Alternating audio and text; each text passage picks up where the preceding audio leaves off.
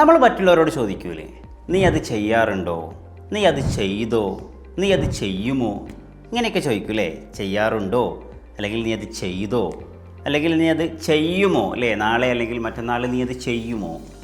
ഇതൊക്കെ നമുക്ക് എങ്ങനെ ഇംഗ്ലീഷിൽ ചോദിക്കാം? കൺഫ്യൂസ് ആവേണ്ട ഒരു കാര്യമില്ല. ഇതിനൊക്കെ കൃത്യമായ 3 കോഡുകളുണ്ട്.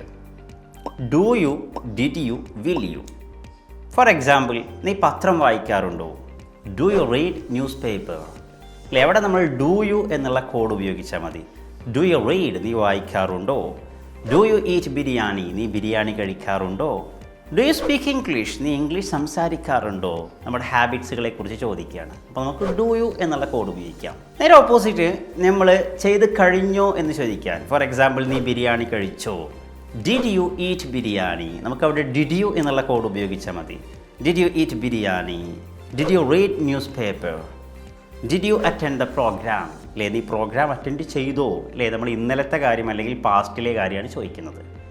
ഇനി നാളെ അല്ലെങ്കിൽ വരാനിരിക്കുന്ന ഫ്യൂച്ചറിലെ ഒരു കാര്യം ചോദിക്കുകയാണെങ്കിൽ നമുക്കവിടെ വിൽ യു ഉപയോഗിക്കാം. For example, will you read newspaper? അല്ലേ, നീ ന്യൂസ് പേപ്പർ വായിക്കുമോ? അതുപോലെ തന്നെ വിൽ യു ഈറ്റ് ബിരിയാണി? നീ ബിരിയാണി കഴിക്കുമോ?